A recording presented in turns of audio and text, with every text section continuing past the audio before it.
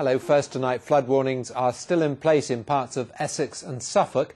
The Environment Agency currently has warnings at 11 locations, mainly around Bury St Edmunds, Needham Market, Chelmsford, Haverhill and Halstead. The morning rush after the deluge the night before, for many even more of a grind. Not a good start either for Jamie Monaghan. Our Suffolk cameraman John came to his rescue. Sorry, I'm from the BBC. Oh dear. Yeah. Saw another car go through, so I thought I'll try and get through, but it's having none of it. It's got so far, I think just got the electronics wet and gave up. Many of you set out with cameras. Chris Thompson filmed these teenage Samaritans rescuing a motorised wheelchair user. Only a few were guaranteed a safe passage. Well done. Emergency services had to deal with hundreds of flood-related incidents. North Essex and South Suffolk appear to have been worst hit. Some minor roads there are still impassable. People in Rattlesden woke up to a deluge on their doorsteps, the main road cut off. Little wonder they pulled together to build their barricades. The fear the floods could return. With so much water coming down in such a short time, the runoff from the land has been excessive, and consequently we've had flooding of land and very, very high river flows. Scores of you have sent us your pictures of flooding where you live, from abandoned cars to flooded locks, from marooned buses to aerial overviews.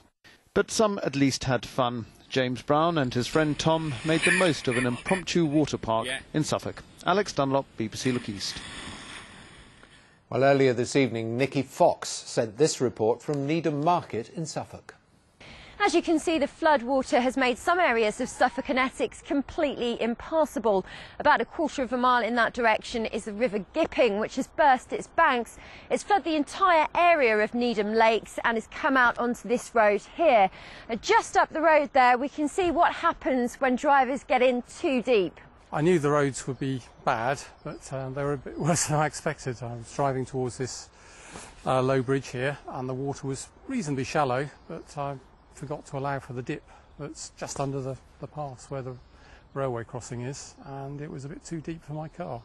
The Environment Agency says that water levels in most areas are now starting to recede, although they say they're concerned about 5 rivers where that's not yet happening. Those are the rivers Gipping, the Stour, the Box, the Colne and the Waveney. They say they're not expecting any heavy rain on the same scale as last night, and for people here it's a case of waiting and watching. Well, the polls closed half an hour ago in the local elections. Of course, not every council is involved this year. Labour's been putting in a big effort in Harlow, where the Tories had a majority before tonight of just 1. So let's find out what's been happening there and across the region with our political correspondent, Andrew Sinclair. Yes, good